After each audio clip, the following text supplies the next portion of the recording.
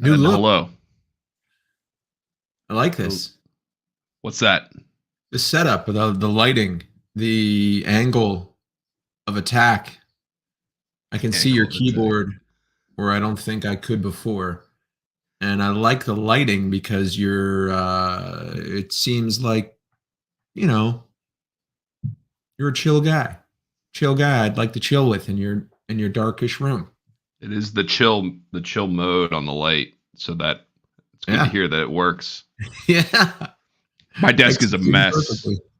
Behind the camera here is just a sea of paid invoices and a couple napkins. That's the problem when you get a 72-inch desk, or maybe it's even bigger than that. You have a lot of room to not throw things away. Right. Right. Yeah, I have a child's lucite desk that I can't it had three things on it and it feels cluttered. Give me 1 sec. I forgot to get my coffee. Ooh. It's in the other room. So did I. Enjoy.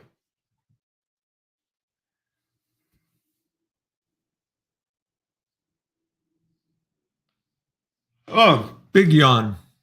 Viewers out there in TV land. So Rich is getting his coffee. I recently started to drink coffee and I get it. I finally get it. I didn't do it for the longest time because I didn't feel like I needed an energy boost, but it's not an energy boost. It's sort of a mental clarity that happens. And I like it. Yeah? Yeah. What kind of coffee you drinking? So I have a favorite, which is La Colombe. There's one right by my office, and that's the one that, like, if you've got some cobwebs, that'll clear it right on out. Which blend? Good question. Nizza? I think medium. Corsica? Oh boy, I don't think they've ever asked. I just say the good stuff. Give me the goods. They line it up. Do you know that place? Yeah. Are you just on the website? Oh, okay. Yeah, Yeah, there used to be one near my old apartment. I stopped. I like it. I think it's fine, but there's some blends that I don't like. Okay. What do I need to look out for? I don't like the Nizza blend. It's too I don't like it. The Corsica blend is good. I'm trying to look them up now. Let's go straight to the tape. Yeah. Here.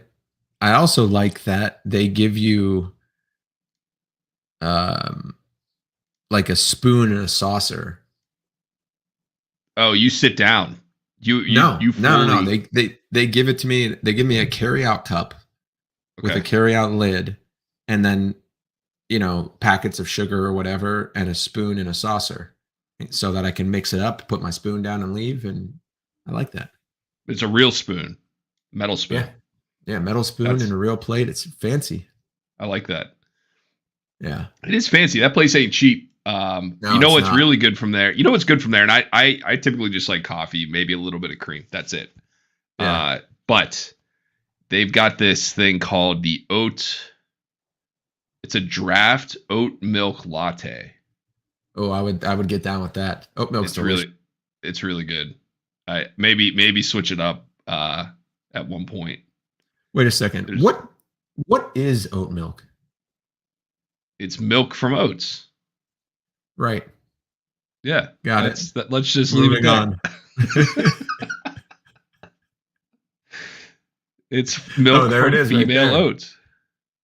This is yours? No. On Tap Seasonal, the Holy Grail of cold brew. Oh no, that's a different one. Hazelnut oat milk draft latte. Dude, I've never even explored anything but coffee with cream. Yeah, that usually gets you most of the way there, right? Why don't they have their blends here? They have nothing. Wait, hold on. Go back down to the locations. Are these not that prominent? These are in DC. Oh, no, those are all DC. Okay, gotcha.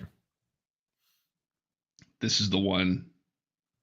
Farragut. That used to be near our place. Manhattan Laundry. Interesting. Yeah. Cool name. It is, right? Old laundry building, old warehouse, old slaughterhouse is the Manhattan Slaughterhouse. Oh, I like that. It's now an expensive coffee place. Yeah, where they used to. So I don't like this one. Pay workers 10 cents an hour to work in inhumane conditions. Now you can get a $12 coffee. Monaco's pretty good. I stay away from the ones with the fancy labels. I don't know why. Now, do you? I don't want to. Yeah, I just want coffee. Yeah, I would buy it this way. Right. Grind it yourself. I bought a grinder a few months ago. So I've got to get into all this because we have a French press, which I think you made a French press of coffee for me when I was there staying with you. But I want a better coffee operation. I want to amp up coffee ops over here. Coffee ops. Level up. Yeah. So what does that mean? What do you? I don't know. I'm a relative newcomer to the field. I need guidance, dude. I mean, is it a grinder? Okay, here's what I'm trying to figure out. Is the benefit of having a grinder worth terrorizing yours and everyone else's eardrums at 6 a.m.? It is pretty loud. Yeah. I bought the grinder because I would go to Whole Foods and try to buy a bag of coffee and then use their grinder and in the grocery store and then bring it home. But it consistently was broken. It's broken. Last weekend I went same exact situation. So I was like, I got to fix this problem and I just got to buy my own. And why it's not good. Just buy it ground up? I wanted it fresh. Like I like grinding it in the store because I do think it tastes more fresh. Yeah, fresher, if you will. I mean, I would think so, right? You're taking a bean and grinding it up versus someone else who did it, God knows when. Right. And there's got to be a breakdown to the flavor profile or the flavor elements if you take a bean and chop it up into a million pieces. But okay, I get it. So it's a bit of a better flavor. Grinding it in the store will get you halfway there. Doing it at home is even better. Grinding in the store is fine because especially if you drink it in a week. I think if it's also how you store it. We have a let's talk storage. So it's probably about this big. It could probably hold 2 bags, like these size bags of coffee ground up. Or not ground up, beans only. So don't put ground beans. I will put ground beans. I will put grounds in there if I used to grind it at Whole Foods, but now I just store the beans in there and grind it one at a time. Got it. So you're not using a French press anymore, or you are? I am. So using a French press, okay. So I think French press makes good. Yeah, I think that's all. That's really it. It depends on what you're trying to make. Like, if you're trying to make lattes or you trying to make cappuccinos. I just stick with the French press. It's good. I think French press is a good way to do it. I had a cappuccino when I was out for boot camp every morning. Because they have you love that. They have a barista in the office in the headquarters, which is crazy. You want to go to a Silicon Valley company that's raised a lot of VC money. The guy, I was by the third day, he was like, I know your order, cappuccino, and he'd have it waiting for me, which was pretty nice. And it was delicious. Yeah. But other than that, I've never really fallen in love with a latte or cappuccino. So I just like the coffee with cream. But when I make it with the French press, maybe it's me, but I keep getting little bits of coffee grounds floating in the French press. Is that in the final product? Yeah. In the final product. Well, yeah. So maybe you got to replace the screens and you do have you're sure you're using all of the pieces for the plunger. Definitely not. Oh, you're not. It's a small French press. It's a small single cup French press. Oh, okay. Yeah. So maybe you start there actually. Yeah. Get yourself. I mean, if you're only drinking one cup though, then that's enough. I think you can. Because I've made this mistake where when I clean the French press, there's 2 pieces to the screen part of it. and I'll forget to like put the other one in the next time I make it, and it'll just be the one screen, and then it's kind of ruined. Dude, I bet you that's what's happening here. Allison is big about not having things on the counter, the kitchen counter. I don't know if that's a thing in your household as well. I mean, kind of. It's at some point it becomes unrealistic. Yeah, like really, especially for stuff you're using every day. Right. Exactly. Like if you want to put an air fryer in a cabinet, that's what we do. I'm cool. We put the air fryer in the cabinet. The air fryer, it's the most useful thing we have in the kitchen, but it's a cheap, hideous looking thing. Make toaster oven with the air fryer. Gone. But no, so she's okay with having it on the counter if it's aesthetically pleasing. So we got this big classic coffee maker that brews a pot of coffee, because I don't know, the pod things are okay, but I kind of like the idea of a fresh pot of coffee being set to brew every morning. You wake up, the smell is in the air, like it was when I was growing up, and probably when you were growing up. I don't know if that's what your parents did, but and she was like, well, we don't need a whole pot of coffee. And I'm like, well, that's true, but like, what is it? Like 8 cents to brew a pot of coffee? We can throw the extra stuff away every morning. And we bought the nicest looking one from, I think it was from Crate and Barrel, and it barely worked. Like it barely functioned. A coffee maker, which has been around, like it barely worked. So that was gone. Then we went to the Nespresso. Didn't like that on the counter. I think that we still have it, but it's, not allowed to be out. So I'm not going to take out a machine, plug it in, load up. Those things are loud, man. Yeah, those things are loud. Yeah, it's like I hate that. So yeah, I don't know what to do. The French press is all that I'm allowed to use right now. I think you can try to maybe get a grinder. I got mine from Crate and Barrel. I was looking at them, and you could buy. There's a billion grinders out there. I was like, just get me a decent one. I don't want to buy one that's going to break. So I got the Barzata Encore. That's exactly the one I got. The Encore? The Encore. Yeah. White. So nice. They come in different colors, so you can keep it out on the counter. Huge. Just get the color. We have get the color white that is acceptable. Yeah, we have white counters. This is great. This will be very helpful. The Baratza. The Baratza. Yeah, it's not. You're right. But it has 4 out of 5 stars reviews. I'm happy with mine. It works. There's another 4-star review. Yeah, you gotta. Yeah, those are the reviews you gotta look for, right? Now, what in the hell am I getting from the Baratza Virtuoso that I'm not getting from the Encore? Let's bring it up.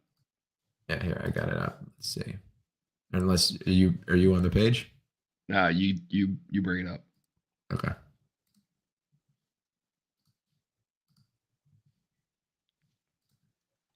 Okay, so we have, this is what Rich has, the Baratza Encore white coffee grinder.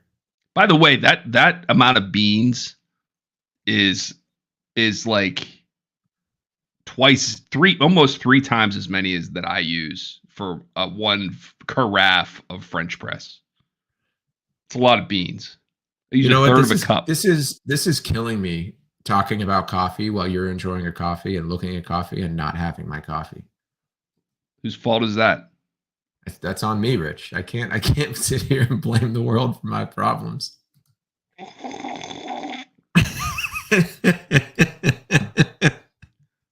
You son of a bitch.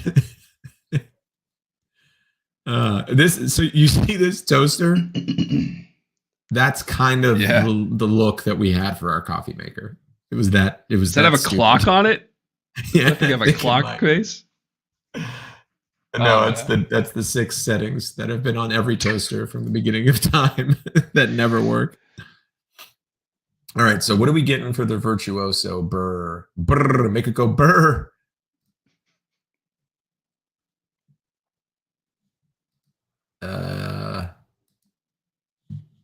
Okay. High carbon steel conical burrs. Okay, so this is just getting you a different grind setting, maybe 40 different settings. That's the stuff that I don't understand. You're in the margins on this one, right? Oh, before we go there, so one question for you. You're talking about getting grounds in your coffee. Yeah. So where are you grinding it, or are you just buying it ground? I'm buying it ground. Okay. When you use a French press, you have to use coarse grind setting. Should I go get the French press and make a cup live for you? Sure. I think you're using the wrong kinds of grounds. I think you need to have it. You're using fine grounds, and they need to be bigger. They need to be coarse, so they don't make it through the screen. I think that's the problem. I'm gonna check.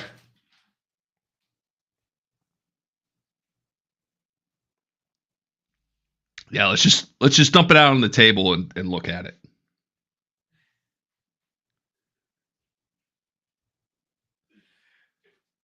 It is the Nizza. Is it really? Yeah. So if that's already ground and you didn't order it coarse ground or buy it coarse ground, it says precision ground. Yeah, that's no good. That's why it's coming through and getting into your business. So you can actually, when you order it from La Colombe, you can specify the type of method you are going to be making your coffee with. And one of them is French press. I bet what you've got is not that. How long do you keep coffee before you have to drink it all? Or before you think it's too old to use? I've never thrown away coffee that I think is too old. I don't know. I just drink it. Good. I'm with you there. I mean, I drink like a half a cup a day. So I'm not going to consume it very quickly. Well, let's get you that most expensive grinder. If you're only drinking a half a cup a day, what is that, like $350? Let's do it. Add it to cart. It's only $250. Oh, my God. 40 different settings from coarse to very fine. That's the one thing. So that's what I don't. If you are the only one drinking coffee, brand is hilarious. Yeah. So Allison drinks decaf for now. Or you can still grind decaf coffee, but if you only have a French press, is that how she makes hers? Yeah. That's how she makes hers. So yeah, you need the nice thing about the Baratza, and I can only speak to the Encore. I'm sure it's even better at the Prestige or whatever you're looking at. The Virtuoso. The Virtuoso is that you can change the grind setting. Dude, look at the 84. Let's read these pretentious assholes. Good budget burr grinder. Budget. $250. Easy to set up and use. Somewhat loud, but would you need to spend $100 plus more to get anything quiet? Oh, so I guess they make them more, and because they get quieter. I don't think you can make, just by nature, you would have to, the encasing you would have to put around the actual grind mechanism in a coffee grinder to keep it quiet would make it the size of a microwave. Like there's just no chance. Yeah, totally. That it's not going to be disruptive. Right. You'd have to dampen the sound with electromagnetic fields. Yeah. It's like the Hadron Collider to keep your roommate from waking up. We used to make, dude, in our old apartment, that was the thing. Like it was 2 rooms. It was the bedroom and it was the every other room in one big room. And you couldn't make coffee. You just couldn't. You'd wake everybody. It was like an immediate alarm clock. Here, at least, it's a floor away. I need the CERN large Hedron grinder. Yeah. I need the James Webb. They gotta grind it in space. In the void of space. I'm so happy I made the investment. Your wife it from really waking is fun.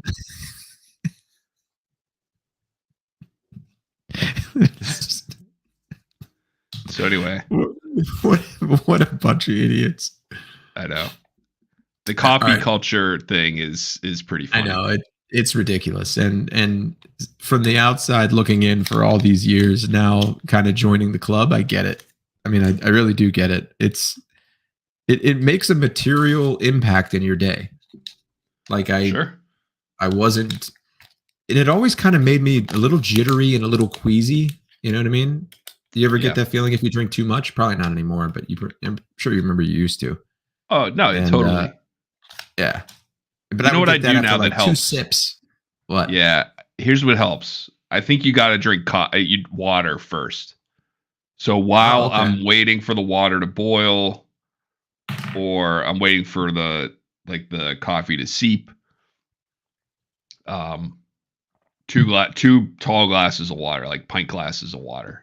That's a really good habit in the morning anyway. Yeah. I don't know if you knew that, but more water is never a bad thing. I mean, it's true. You gotta drink a lot of water for it to be dangerous. You tell me a fraternity story? No. I'm gonna tell you a story that I'm pretty sure you already know. When I was an intern at FedEx, Aviel was working there full time. So was Shira, I think, because that's how I got the internship, through one of them. And yeah, so it was Aviel. And I would sit with Aviel at lunch every day and her like work friends, because I didn't know anybody. I was only there for 2 months as an intern. And the topic came up of like how many bottles of, that 20-ounce Dasani was possible to drink in a day. And somehow we landed on that it wasn't possible to do 16. And I was like, the fuck it isn't. Here we go. The next day, I got to work and I got to 13. And like, I wasn't even, like, I would go to the bathroom, come back and sit down and go back to the bathroom. Yeah. I also got really sick. So too much water sometimes is a bad thing.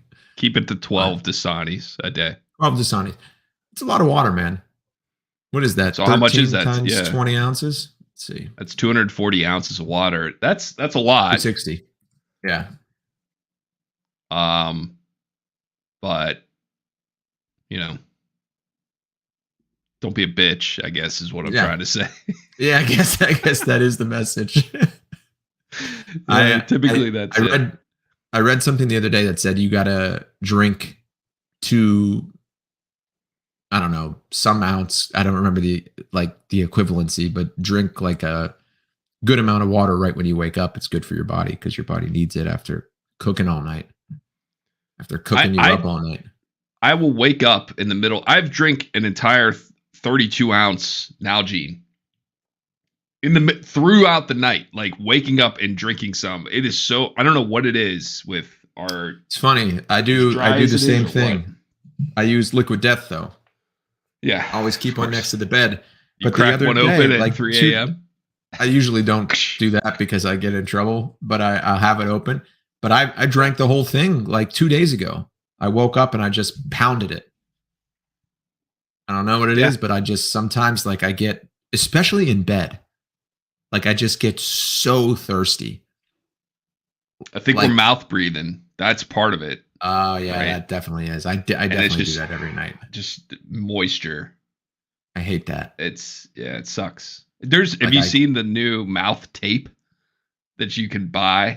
It's called hostage tape. That's literally the brand name.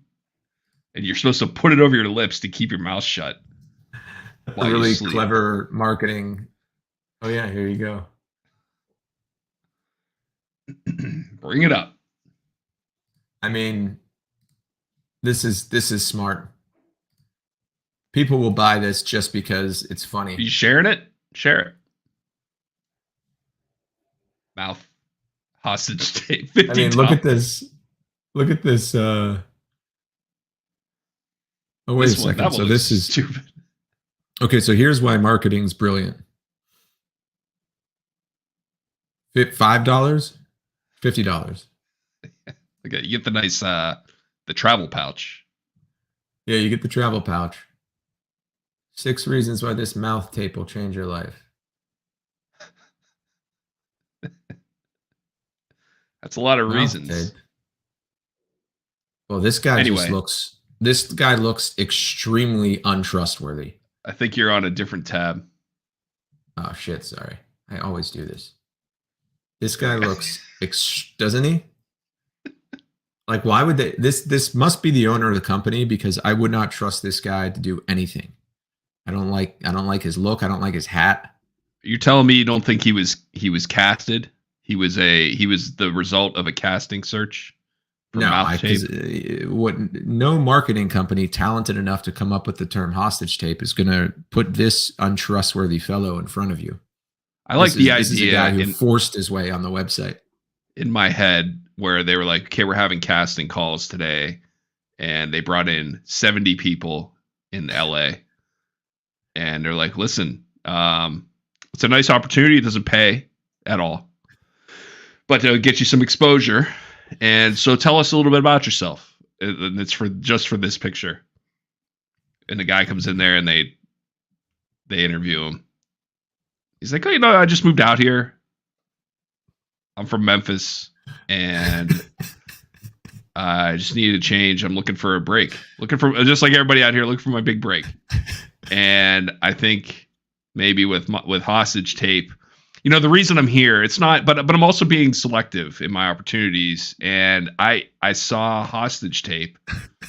I'm like, I think I would be a really good addition to the hostage tape family. The product speaks to me. I had a connection with the brand. I felt a connection with the brand as soon as I saw it. And I thought, I need to be involved. And so here I am. Yeah, look, and look, I haven't bought any yet, but I'm planning on it, and I think that's really important. Is it a product that I maybe would use? As soon as I get the check from this job, I'm gonna run right out there. It doesn't pay. Maybe if there's like a discount code, that's fine. Again, I'm looking for my first job. I'm trying to get more zoomed in on him. This guy. We should superimpose a mouth over his taped mouth and have him talk. You think that's his finger or is that someone else's finger? Whoever's it is, they need to cut their fingernails. I know. I was going to say, this is a thing that if you notice in a lot of pictures, men with a slight cuticle. Not into it. I let mine get there. I don't like it. I hate cutting my fingernails, man. It's one of those things that I will put off. I literally won't do it. I won't put it off. I just don't like doing it. Like if I'm leaving the house and my nails are too long, like they've gotten just way too long, I'll be self-conscious about it all day. Yeah. Right. So I hate but you that let it more get than there. I hate. Yeah, I guess I do. Yeah. I always let it get like one day too long, and then I cut them. I don't do maintenance on my nails. I do one day too long. Yeah, like I'll look at it and be like, you mean. Yeah, these are okay. A day passed. Yeah. Yeah. But that's I don't know. And then when I do it, I couldn't put less thought into that than I do now. I just hack away their uneven lengths. It's like a weed whacker just coming in and chopping off the tall stuff. But I wish test them. You got to test them after you cut, and then I go like this. Like, okay, really? It feels okay.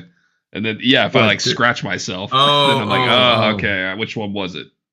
Yeah, no, I don't. But boy, I'm heading out into the world without the proper safety protocols. That could be dangerous. I could claw someone or myself, even worse. You don't want that on. Yeah, talk about being self-conscious. Yeah. Having a hangnail.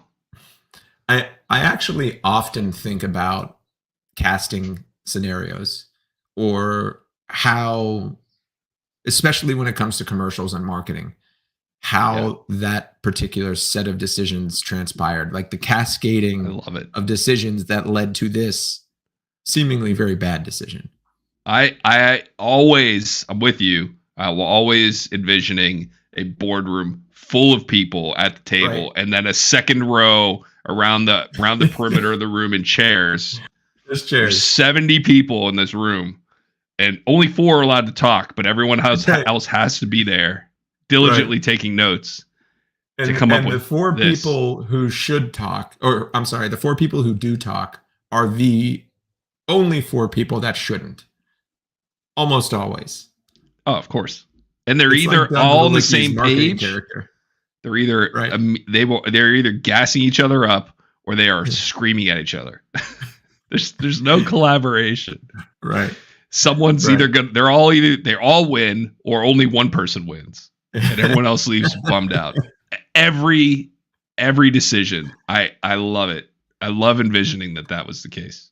I wonder what it's actually like. I mean, I kind of that scenario is so infinitely funny. Like it never ceases to amaze me. Not amaze me, but like every time I think about it, I get the same happy, giggly feeling that I did the previous time. I thought maybe it would wear out by now, but it hasn't. It doesn't wear out. It's always funny because like there are some really bad. I think that it's interesting because there's some really bad commercials or marketing ideas, and then there are some really good ones that will make you stop what you're doing and say, "Wow, like I respect that. That's very, very creative." And I wonder if like in the room, those 2 things are more close than we might think. Like the Kendall Jenner Pepsi commercial and the Don Draper Coke commercial. Like those are 2 iconic commercials, one being great, the other being, maybe the worst marketing campaign ever. I don't know the Don Draper one, but I know okay. The famous Coke commercial from the 60s. Yeah, it's the one where they're like all in the field, all the people, and they're like singing about harmony. Okay. I give the world a smile. Oh, yeah. I didn't realize that was an actual Don Draper. Oh, well, if you haven't seen Mad Men, I just kind of ruined the finale for you. So sorry, bud. Oh, well, that's one thing I can cross off my list. In the finale of Mad Men, it's revealed that Don Draper, who is an advertising executive, created that commercial. But he had to like go through hell to find that one idea. The border of people. How dare you laugh and disrespect the legacy of Don Draper? Double D. I'm not a huge fan of Coke, so sorry, Don Draper. You're not actually a fan of Coke? I don't drink any soda. Ooh. On a regular basis. I have probably 5 a year. Yeah, I used to be like that. And the sugar cravings for me have gotten so intense. I do think it's a stress thing. I don't know why. Oh, yeah. Maybe something in like my chemistry has changed, but I crave sugar like a madman. So I used to be like that, like a madman. Maybe it has something to do with you're making the connection. The Coke and Mad Men. Yeah. There's this soda. I think we've talked about this at Whole Foods called Cherry Vanilla Creme. The 365 brand. Hell yeah, bro. I know about that. All day, 365 days a year. It's so good. I bought a 12 pack. I forget how I got it in the house. I made up or there was some reason. I think we were having people over and I was like, yeah, we're going to need a 12 pack of this stuff. And now I'm just picking them off one by one. But that's full flavored too. That's not diet. Like that's full. No, but it's real sugar. It's not the fake stuff, which is, I guess something. But soda, there's nothing. Actually, the only thing worse for me than soda is, do you have Joe's tea out there? It's actually made here in Montclair, New Jersey, but I've seen it kind of around. But I don't know if it's just a New Jersey thing. It's like those. It's a glass bottle version of those peach iced tea coolers that we used to get in high school. Mm-hmm. It's the fancy glass bottle version of that. Okay. One bottle of it has 61 grams of sugar in it. Right? Like a Coke has like 45 or something like that, maybe 50. 61 grams of sugar is a considerable wallop to the old liver and endocrine system. So that's the only thing worse than soda, but it's like lobbing a grenade into your body. right? It doesn't do anything good, but man, make you feel good for 4 minutes. It's the real thing. It'll make you numb for 4 minutes. Bring it on. Give it to me. That's what I always say. It's like, you can eat that? I'm like, listen, is it made of sugar? Is it going to make me forget about my problems for 6 minutes? Yeah, I'm going to eat it. Yeah. We had Abiel was here over the weekend and with her husband and a kid, and they brought Carlo's Bakery, Cake Boss. There was a show on for a while. I've heard of Cake Boss. Cake Boss. So his place is in Hoboken, and there's always like a line of dorky tourists out the front. But Abiel brought strawberry shortcake from Carlos. Oh man, good. Oh my god, yeah. It's funny with those TV show restaurants or bakeries or whatever they are. There's a few of them, and they're like, that shit fucking sucks. Yeah, like it's not good. Why is there a line? Yeah. You could tell they're tourists because they're the only ones lined up. You're talking about Georgetown cupcakes, aren't you? I am talking about Georgetown. It makes me so angry. Yeah. Actually, I don't mind it because all the tourists go to that shitty cupcake place, and there's a couple other ones nearby that are good. The one where you'd be willing to finance Al Qaeda, if I remember correctly. Tell me. Okay, tell me. Baked and Wired. Baked and Wired. That's it. Baked and Wired. You would support the defense fund of Jeffrey Epstein or something. Yeah. Yeah, the Al Qaeda scholarship program. Yeah. Proceeds from Baked and Wired are sent to Al Qaeda for grants for underprivileged jihadists. I'd still go there. Jihadists. There are jihadists out there that can't afford an AK-47. They can't afford mortars. How do you expect them to defend their position dug in a cave without the proper resources? All they want to do is train for Al Qaeda, but they have to work. They also like you gotta give them an opportunity to follow their dreams. I love all they want to do is train for Al Qaeda and take away your freedom. All they want to do is be a normal Al Qaeda child and learn how to shoot an AK-47 like this over a wall. Yeah. Learn how to fire an RPG without being thrown off the roof of a building. Learn how to fire an RPG without being thrown out of the bed of a 1981 Toyota Tercel pickup truck. It's always a Toyota. Toyota is the official brand of the jihadists. It's always a Toyota, and I think I made this analogy on one of our first podcasts when I was like trying to explain the look of a car, and I was like, it's one of those cars that's always over in the Middle East. Yeah, like, dude, come on. This is a car. I can't wait to see this. It isn't a pickup truck, but it's definitely a car that you would. Oh, what happened? Let me do this. All right, I'm going to do a separate search. Just type in something a little bit It's like that's a car that you make it not green. It's just dirty. Hold on. I just type in terrorist Toyota. Because a lot of good ones come up. I mean, there's a picture here that's just go to images. And then, right in the middle of the screen, you'll see the Toyota logo and the red down. Yeah, right there. That's it, man. What an ad for Toyota.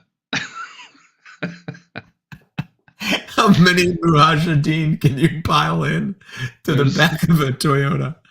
This is the class of 2000 scholarship winners right here. The Baked and Wired scholarship team. This is where you got that chocolate peanut butter cupcake. Wait a second. Right below that, hold on, let me see. Oh no, okay. I thought there was a Wikipedia page for Toyota. Look at this one. Look at the gun in the back of this pickup truck. Is that a missile? Oh no, it's a 50 caliber. I see. Wow. Okay, so in all honesty, why always Toyota? There's got to be something there. So there was a a Japanese story. Car manufacturer. Well, look, how did ISIS get so many Toyota trucks? Toyota says, I don't know. Hey, don't ask us. Let me, if we can help, just give us a, let us know. Hey, we just make them. We just make them. You're going to want to talk to one of our independently licensed dealers and service centers. Yeah, that's right. Let me connect you to the closest dealership to al-Baghdadi or wherever. It's a Kabul. Yeah, it's a Kabul. With the Kabul Toyota branch, which coincidentally has been our best-selling branch for 50 straight years.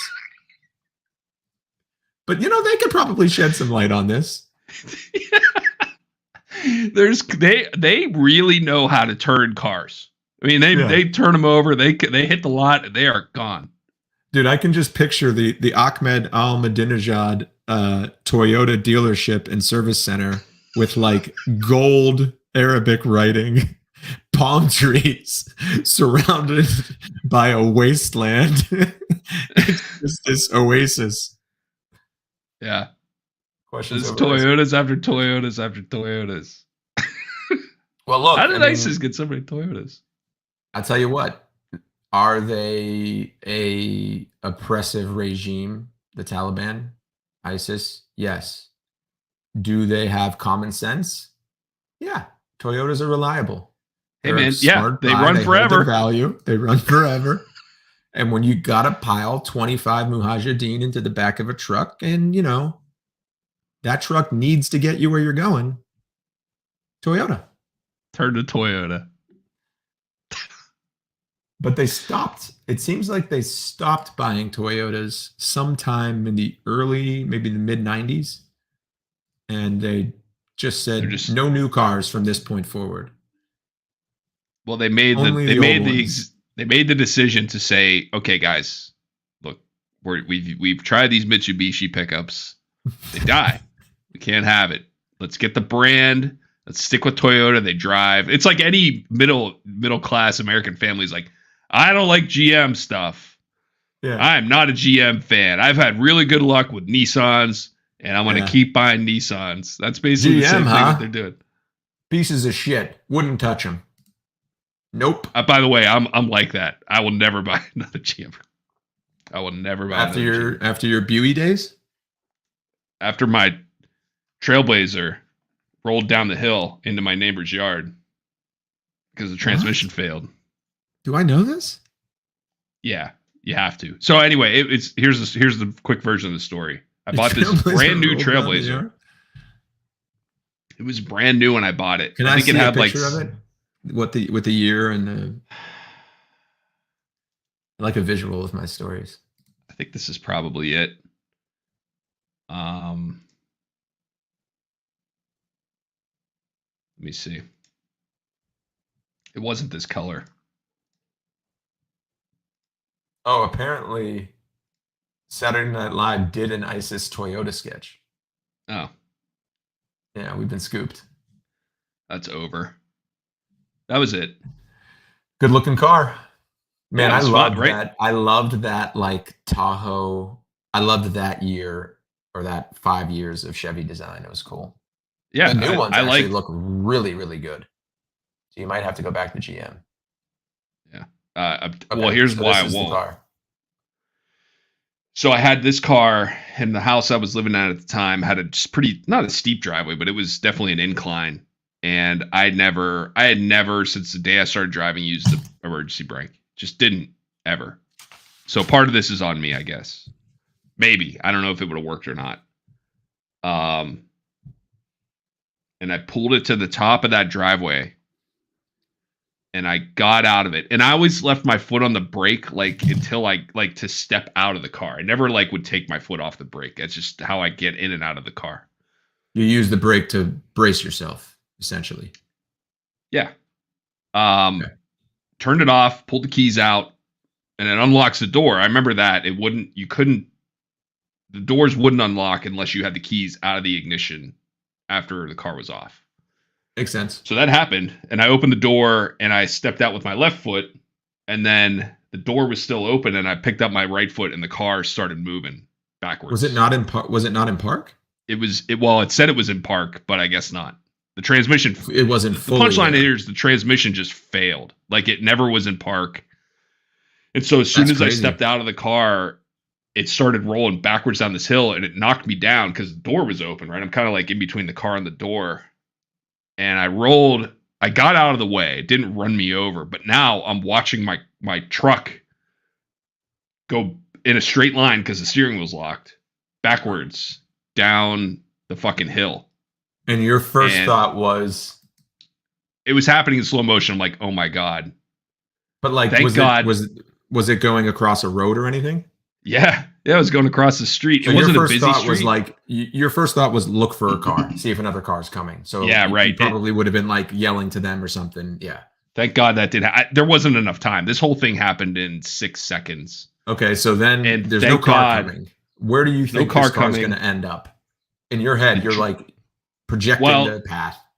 It's going in a straight line. And luckily, not only were this is my driveway, this is the neighbor's driveway, it was offset just a little bit. And they had a Honda Accord in their driveway. Thank God it wasn't the house, right? Because it wasn't stopping until it hit something. And then right over that, it hit. So basically it went down the driveway, across the road. Door is still open. It's like flapping. And then it just kind of like backed up into their Honda, like scraped the entire side of it. That sucks. It stopped like in their yard in like some bushes and shit. If it would have hit the front of the car, would it have done some serious damage? How fast was it going? It did serious damage. No, I know, but it kind of picked the worst path damage, dollar damage wise, right? Because if you hit the front crumples and it's easy to replace, but hitting the whole side is like a big job. Yeah.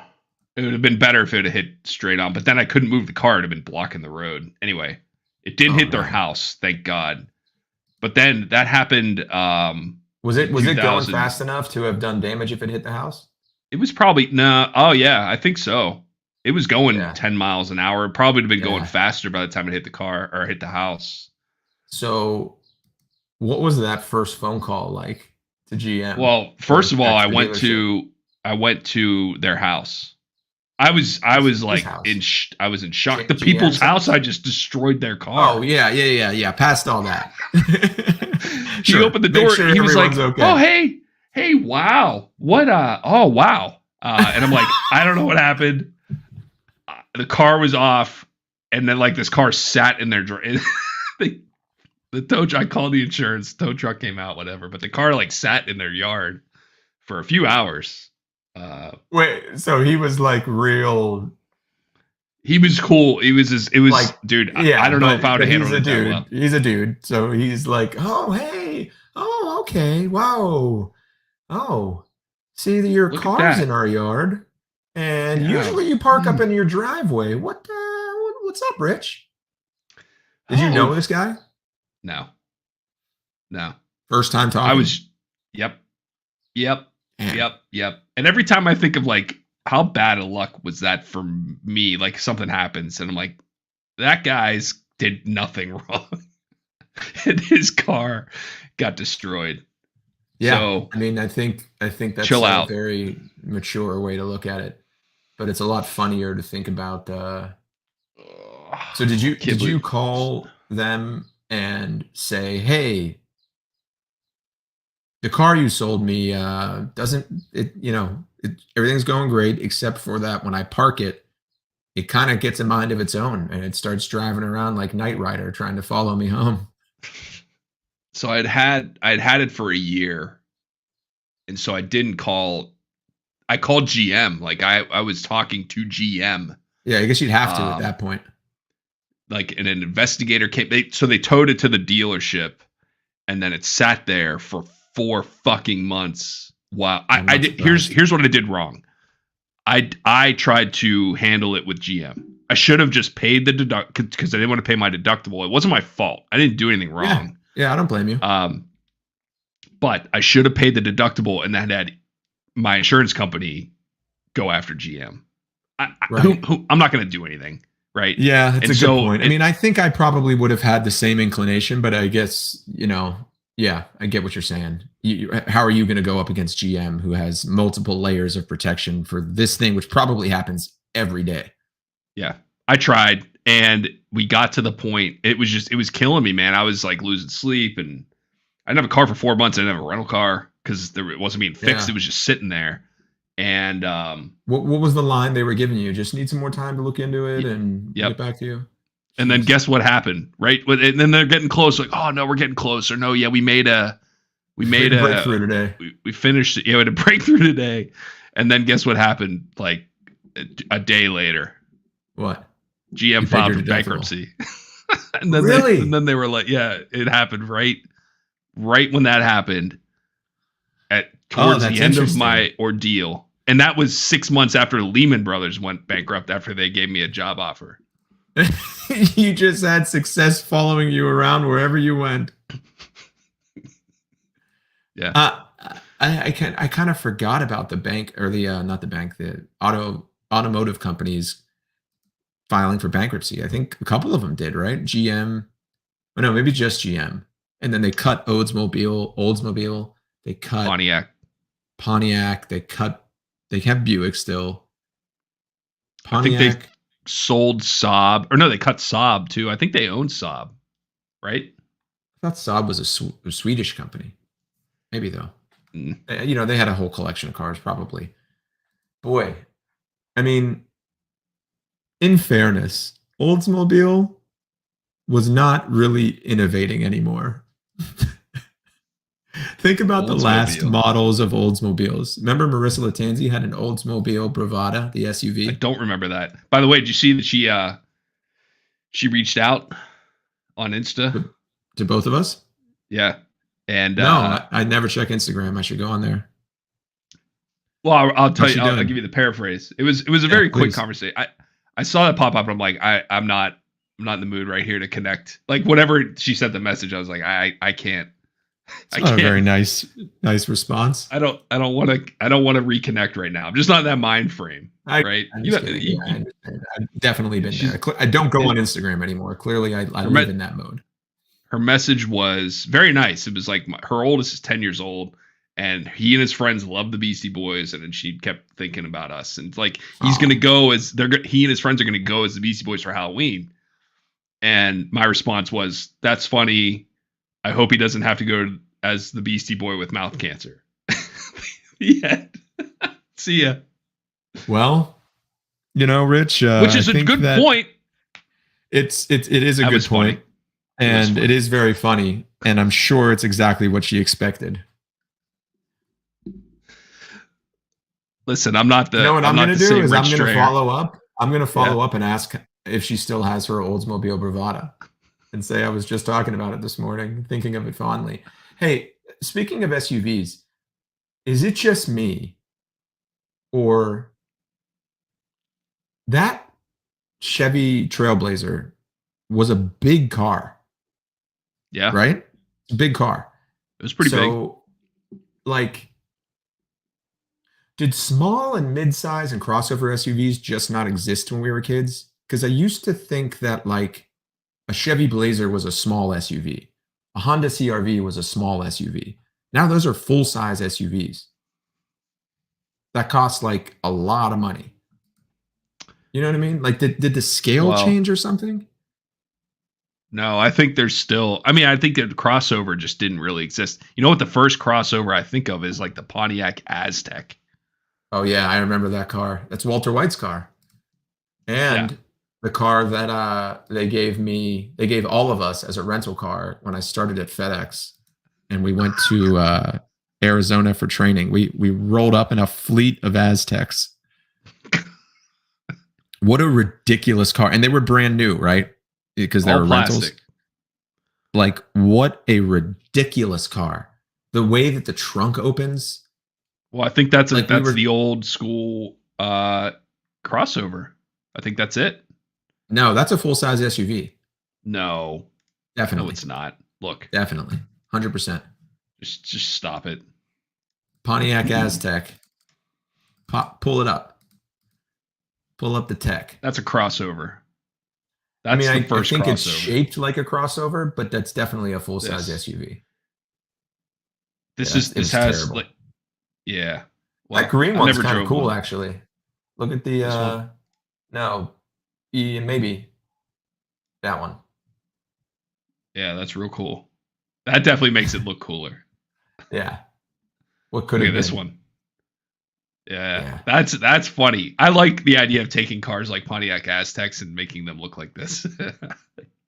I would never do it, but I respect it. Yeah, putting a spoiler on the front. And it still only goes, 0 to 60 in 5.9 seconds. I mean, this is Pontiac, Oldsmobile, they weren't like earning their keep anymore. I kind of picture a bunch of really horrible executives, like horrible men, Irish guys that are drunk all day, like just smoking, drinking whiskey, chortling, laughing, sexually harassing the women of the office, and green lighting designs like this. Let's get into your problem with the Irish here. It's really not went that hard on the Irish. The Irish men like that were very prominent in the automotive industry in the 1960s and 70s. There's a book about it. And who's laughing now? And I hate the Irish. I'm just kidding. I don't. I don't even think I have an opinion on Irish people. Except for that they probably drink a lot and work at GM. Oh, just kidding. Yeah, lots of potatoes. Yeah. So you get what I mean, though. But so someone comes in and they say, "We haven't really done anything in a while." What are you talking about? I just okayed the new Bravada design. The Butts. I got a story about someone with the last name Butt. So what you tell me why did you send me that screenshot? Just because of the last name? Yeah. What do you mean? Why did I send you? Someone's name is Danielle Butt, and you wonder why did I send this to you? It's I think there's two ways to go with that name. You either embrace it, right? And you know that every single person you meet is going to think it, and maybe 50% of them will say something, and you learn to laugh about it. I bet it's way less than 50%. Every other person in your life is going to say, "Hey, cool last name." I think maybe if you use at some point, maybe if you go over the your entire life, it ends up being 50%. From the first 10 years, it's probably 94%. Yeah, right. It's going to be a very high percentage. The other way you can go is, to not be okay with it. Or third way, you can tell everyone it's pronounced boot. Right. But it's spelled B-U-T-T. B-U-T-T. It's German. It's exotic. Boot. It's Dutch. Danielle anyway, Boot. I played golf at I was at Bandon Dunes, and one of the days I was there with a bunch of people, and it was just me and one other guy playing this one course, and we got paired up with Jack and Ann Butt, B-U-T-T. Really nice people. We had a great time. I saw them later on in the trip in a pro shop, and they were checking in. And before they did that, hey, it was Ann. Hey, Ann. Have fun today. We didn't even talk. And she's like, "Yeah, okay, see ya." And then she went up to the counter, and the guy was like, "Are you playing? Oh, you have a tee time?" And she's like, "Yep, we're the Butts." So I think they were. I didn't say it was a good story. I said it was a story. But she owned it. She said, "We're the Butts." cheery disposition. If you're owning that, I think that's the way you have to do it, right? Yeah. You have to. Because the second... Or change your name. But that's I don't know. You got family, you got legacy. I don't know. That's a touchy subject. Some people wouldn't want to do that. The legacy of the butts. Would I change my name if it was Butt? Yeah, I would free myself and all progeny from that curse of being called Butt. It's just the most it's like a blunt force smack on the head. Yeah. It's Butt. Danielle. It's a tough. It's not profane, but it is hilarious, and that's almost worse. It would be like if your name was like Johnny Horse or just something like real, like John Horse. There it is. John Horse would actually be a pretty cool name. I could see that being like a network TV character, Johnny Horse. What if you met someone and they were like, yeah, are you going on a date, right? It's like, oh, what's your first name? You know their first name. Like, oh, do you have a middle name? Like stupid first date questions. She's like, yeah, it's Horse. Like your middle name is Horse. Your name is Melissa Horse Stansberry. Like, were your parents big? Did you own horses growing up? And she's like, no. It's like, did your parents grow up on a farm? Did they ride horses? Like, no. Do you ride horses? Yeah, I've never been on one. I just think they fun, were. But... Yeah, I think maybe one day. I mean, I might as well. Name's Horse. Julie Horse Sanders. Hi, everyone. This is my wife, Julie Horse Sanders. I mean, that's got some potential there. That's a great middle name, Horse. Especially when it's a non sequitur. I love it. Yeah, when it doesn't fit at all. Danielle Horse. Danielle Butt. Danielle Horsebutt. So I'm going to meet with this person in the coming days, and I'm going to need to prepare myself. So good luck. You're not going to be. You're not going to retain anything. No, I mean, I'm really debating finding a tactful way to go at it. Right? Just let's talk about the elephant in the room. Danielle, listen. Before we get started, I just want you to know that I will not be thinking of you as Danielle Butt for this entire meeting. Okay, let's get started. Yeah, Danielle, I think, sorry to interrupt, but before we continue, can we just real quick, I just want you to know I'm not going to say anything about your last name. I'm not even thinking about your last name being Butt. So you don't have to worry about me. Anyone else? I don't know, but you're not going to get trouble from me. Can't speak for anybody else, but yeah. I mean, however, you got to say however. You can't say the word but. This is feeling like a Tim Robinson sketch to me. That guy is insane. I can't imagine what he's like in real life. He's got to be crazy, right? Like, there's no chance that he's a normal person. No, none of them are normal people. I think he was a writer on Saturday Night Live for a while. For like one season until and he got no sketches on, and they're like, these are too insane. We can't put these on the air. Oh, really? I think that's exactly what I would have happened. That's exactly what I would have thought happened. Just watching. And then he's like, fine, I'll make my own show because I got all these great ideas. I've spent a year at Saturday Night Live getting paid to come up with ideas for what ended up being my own show. What's interesting though is some of those things could have been used on Saturday Night Live, but it would have been like the cut for time sketches. I bet he had a lot of cut for time sketches. Yeah. Like Kyle Mooney ended up having. He's also very funny, but like much more mainstream than Tim Robinson. Tim Robinson. They're both. I don't know, man. They're both pretty out there. Yeah, but Mooney had his buddy that brought him back down to earth. Mikey Day. No, Beck Bennett.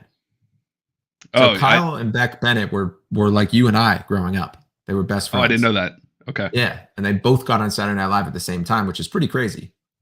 And they used to do. They're actually, I think it was called Good Neighbor was the name of the brand name they chose for their videos. There's some pretty funny ones though. Some really funny ones. You should check it out. You'd get a kick out of it. My next YouTube rabbit hole. I'll check it out. Yeah, I mean he Kyle Mooney in particular is like, he has this character. He did it on Saturday Night Live where he was like, it's such a perfect portrayal of some of the guys we went to high school with who were, I don't know, for lack of a better term, like the trench coat mafia guys. His was Chris Kirkpatrick. And he was like, you got to watch it. I'm not going to even try to do it, but okay, it's funny. I will. Yeah, you watch it. You go see it. I'll look at it. I like videos. Yeah, they're fun. How's work going? It's good. I mean, I think the best way to describe it is like, it's one of these situations where if I'm going to have success anywhere, from like working really hard and grinding and staying on the fundamentals, and that's not the right way to say it. This is the place that will reward consistent, good behavior and structure. But any derivative from the routine risks, like you got to perform in this role. You really have to perform.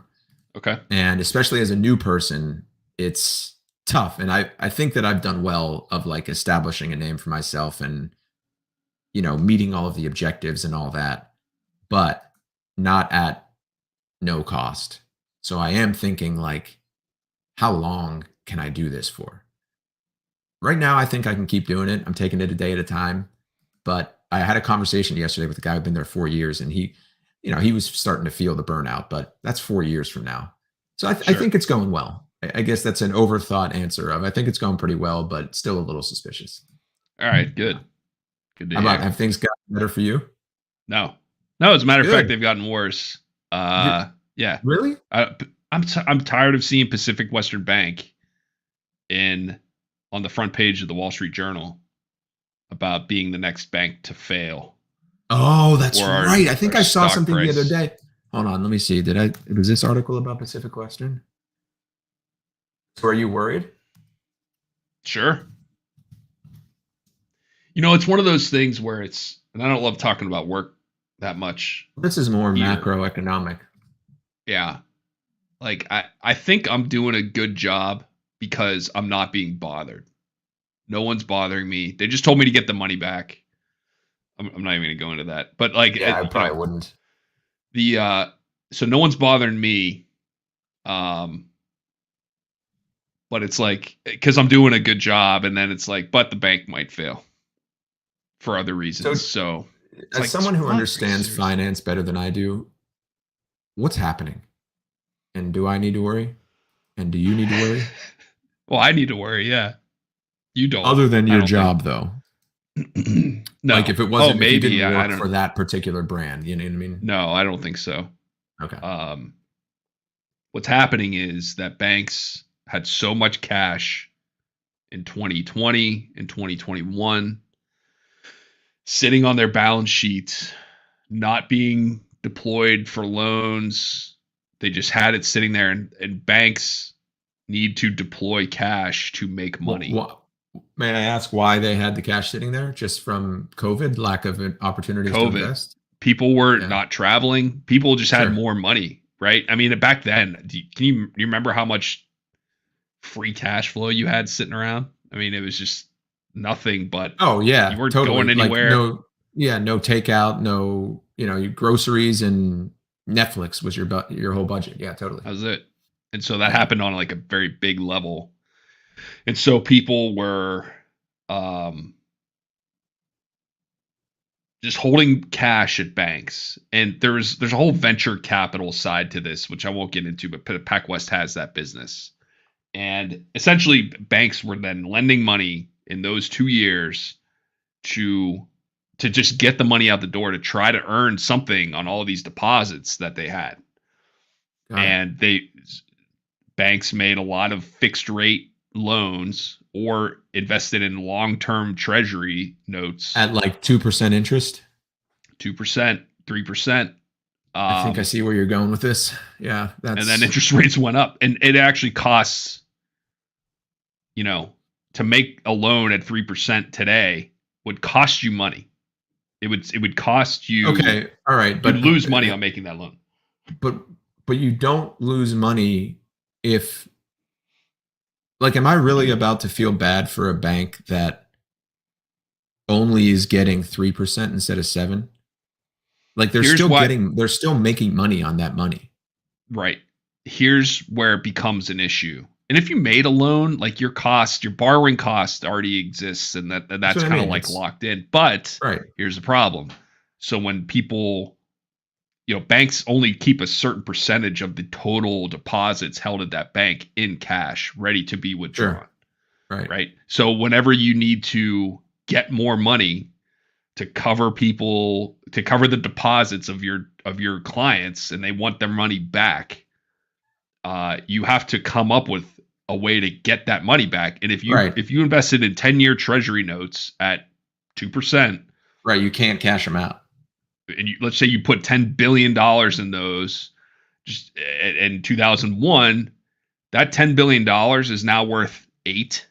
I see. 8.5. Okay, so I'm getting it. So it's not necessarily one thing. It's the fact that this cash was sitting around changed the normal pattern of behavior of the banks.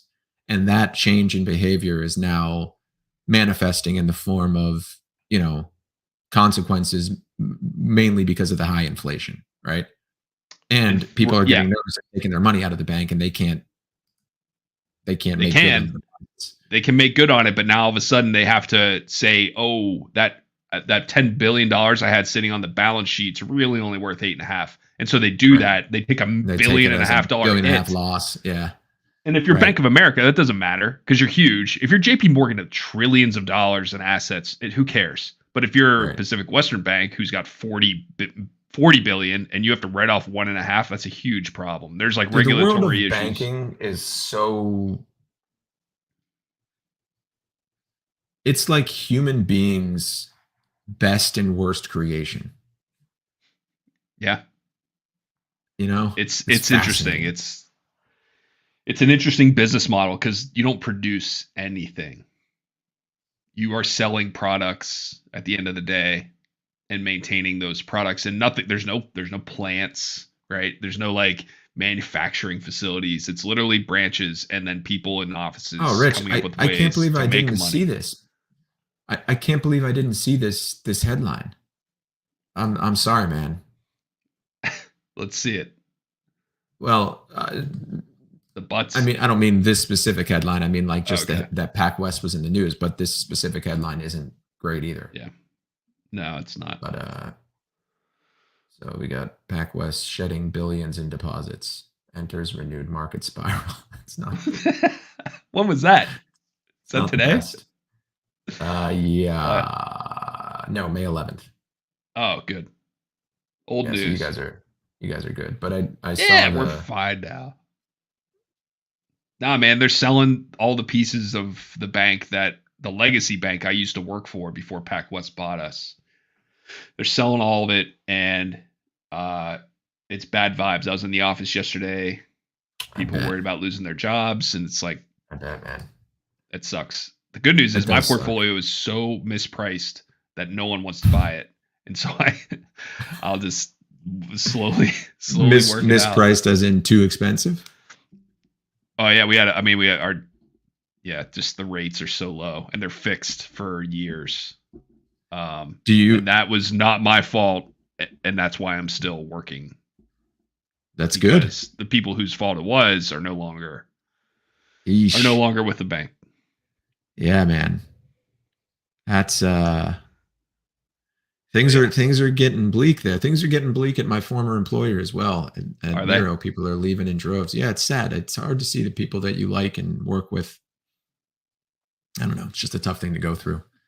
But I hope you're going to be okay. You sound like you will be, right? We'll see. It's fine. tough to just trying to not worry too much about that, but it's hard. Last week I was off all week. I needed a mental health week. Good for you. I just been going hardcore trying to figure all this out. My stuff. That's the other thing. It's like the work I'm doing is pretty stressful, but then you add all this in on top of it. It's like, sure, need some time. It's been 4 months without a day off. Time for. Yeah, it's a long stretch. 4 months. Yeah. I tell my team that listen, part of you being a productive person on this team is taking time off. I don't want you to be here for 6 months working every day because you're going to start making mistakes. You're going to get burnt out. Like, take that week. Take a week. I don't care. We'll figure it out. But I need and it's got to be a week too. Like I hate. I've had managers who were like, "Dude, you've been working every day for 6 months. Take a day." Yeah. Like, what the hell's a day going to do? What is that going to do? Then I can like catch up paying my bills and stuff. That's going to be really enjoyable. Yeah, I could do all this stuff that I've been putting off. It'll be great. I'll do all the things that I specifically didn't want to do. I'll spend my day off from work doing all the things that I hate. Perfect. It's ridiculous. Yeah. So all right, I gotta get started on my day. But before I do, do you know is that the new one? The OLED? It is. Yes. You bought that Zelda. Just to play Zelda? Yes. Do you have it? Are you going to play? I do not have it. I am watching somebody play it. I don't have it. I don't have a Switch. And I don't really want to buy it. I know. I should get a bunch of things. I know, but I'm trying to kind of temper some shit right now. This is like 100 hours of entertainment. I get it. I'm watching a guy play. I'm watching someone play. I guess that's still entertainment. Yeah. Yeah. It's like people were like, "What TV shows you like?" I watch this guy on Twitch. Tears of the Kingdom, a video game. It's fun. It looks really cool. Like the creativity, the building aspect, the fact that you can rewind, like so fun. I've never seen 3 hours of my life go by quicker without really knowing. It felt like it was 15 minutes. How far along are you? How many of this? Do you have any of the stones yet, or the rings? The rings. Oh, never mind. Stones. Wait, you're pretty early then. Have you fought a boss? I don't know. Those bosses. Not. What do you mean stones? Don't worry about it. Just is it like you'll get there. A regular item? Okay, no. maybe I'm about to come up on that because what world are you in right now? I've actually prioritized opening up all the Skyview towers. Okay. So I've been trying to get the map on foot, going to the far reaches. So I haven't progressed a lot in the main storyline, but I've gotten a lot. So right now I'm in Death Mountain. I'm heading. I don't know that one. Up with the Gorons. Yeah, I'm checking out the first of the 4 regional phenomena. That's my current mission. Yeah. Dude, you got a ways to go. It looks cool. To go, yeah. Dude, but then you have the sky and the depths and caves. Like it's every time I start to do something, I'm like, well, what's this? Well, what if I talk to this guy? What's he have to say? What if I fuse this weapon onto that box? I kind of want to do it now. It's so much fun. Like how much is a Switch? So the OLED version is $350. That's the bad news. Yeah, the non-OLED is $300, but the big question you have to ask yourself is, are you going to play on the handheld device or are you going to connect it to a TV and play that way, connect it to a screen? I play exclusively on handheld. So I would say if that's the case, OLED. Yeah. I actually have them both right here. You have 2 of them? Well, this is the original one. I sold it. I got to ship it out. Okay. That's the original one, and this is the OLED one. So it's a bigger screen too, it looks like. Yeah, it's a bigger screen. It's a brighter screen. It's a better battery. It's everything you would want it to be in an updated handheld device. It's a little heavier though. I don't know if that bothers me, but it's like, think about the iPhone, but not iPhone. I'm trying to. It's just like a TV, an OLED TV versus a non-OLED TV. But You can't find them anywhere. What, an OLED Switch? So I'm looking. I free delivery Tuesday on Amazon. That's a week, man. That's a long time. So I bought mine used off of eBay, and I would highly recommend checking out eBay.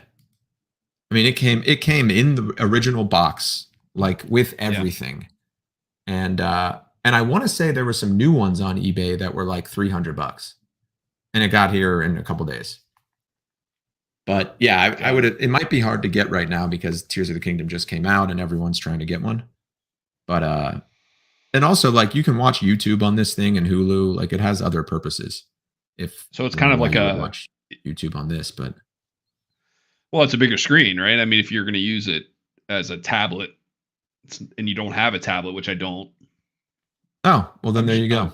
I'm justifying it. Yeah, you are. We're doing it together.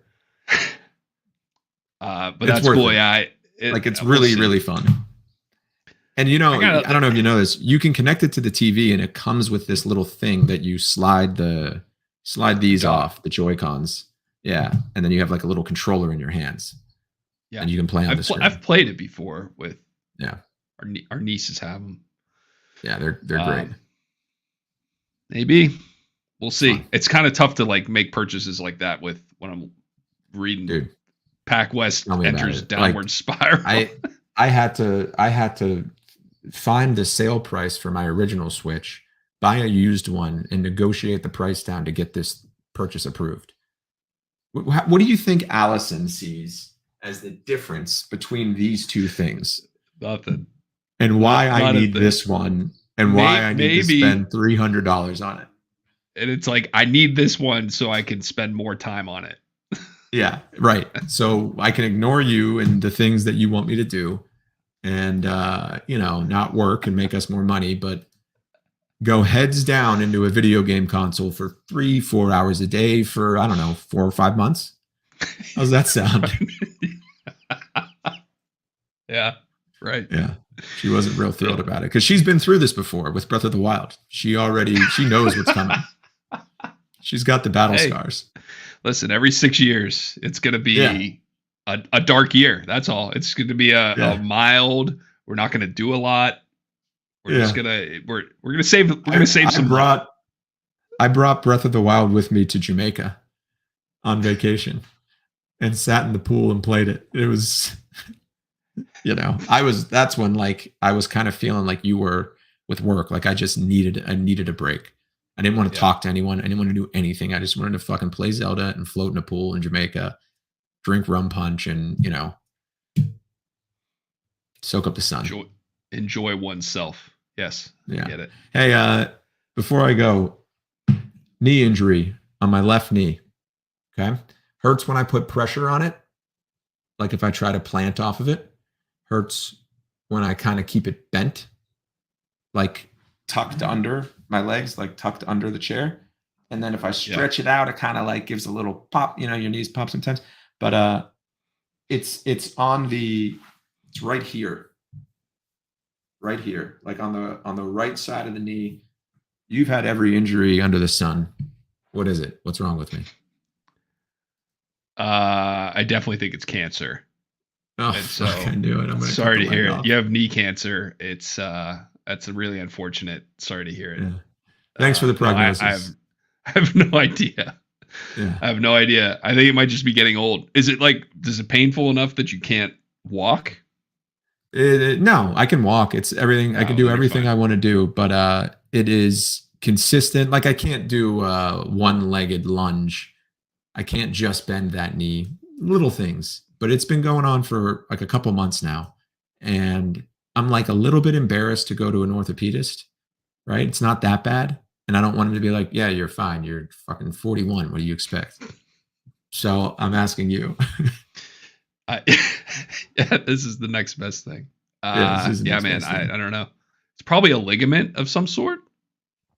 Maybe I heard there's some of those in there. It could be probably a tendon, ligaments. Yeah, could be a inflammation. Could be a cartilage, hyperextension of some sort, or a rotational torque based injury. Could be. It could be. That's my guess. A rotational torque based injury. Yeah, they call it what they call it, a RTBI. Yeah, probably yeah, an RTBI. I had an RTBI back in the day. I was wearing a pair of ASIC gels. Do you remember the Adidas torsion bar in their shoes? Yeah, that thing that made them not flex in the bottom of your shoe. Yeah. What was the stated purpose of that? Like, what did they think it was going to do? I don't know, man. Torsion. That was something that when it came out, people were like, I don't want this. And now shoes that have it are like hot commodities. Wait, like, they are? Got the torsion bar. Oh, they're not. Are they really?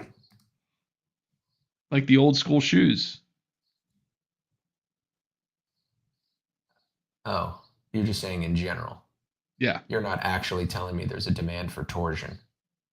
Dude, these were the ones I had. I remember these.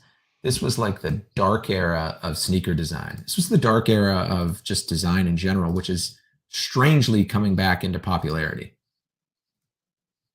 I had these shoes. Ugly. What year was that? I don't know. 90s, I think. Maybe early 2000s, but probably 90s. Those are kind of cool. I don't mind those. They weren't awful, but they were big for running shoes. Yeah, right. That's like the first Yeezy design almost. Yeah, it is. It is. It's the chunky dad sneaker design that's like very popular right now.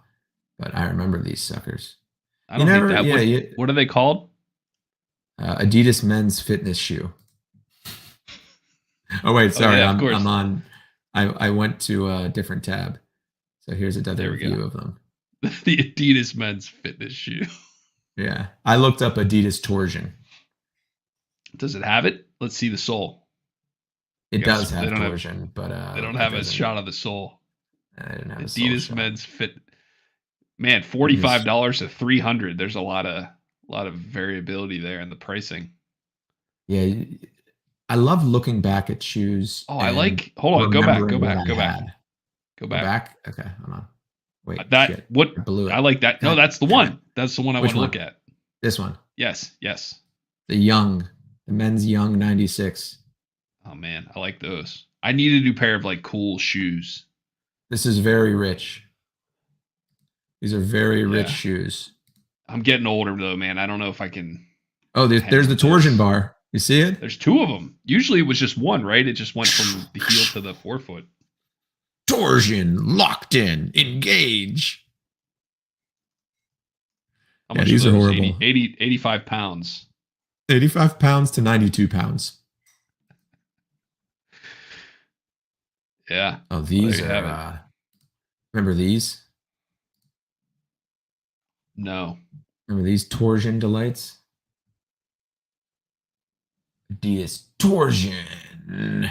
Yeah, this is the Yeezy design. Like they dusted this off and gave it to Kanye and was like, "Hey Kanye, great idea, buddy. You did it." Yeah, I don't know if you remember, but you came up with this design. Could have never done it without you. Yeah, like that is the Yeezy shoe, dude. That's crazy. Yeah. I never kind of forgotten about these designs. I remember this one too. They were pretty horrible. This one I actually owned. I liked the color scheme of it, like the gold and the blue. And I remember they had like a specific smell to them that made me like really excited to have a new pair of shoes, and that kind of stuck with me. And that's a good smell. So those Adidas torsion pheromones. Yeah, it was the Adidas torsion pheromones. All right, it's 9 a.m. Yeah, it's time to go start making the bread. All right, buddy, go make the bread. Peace.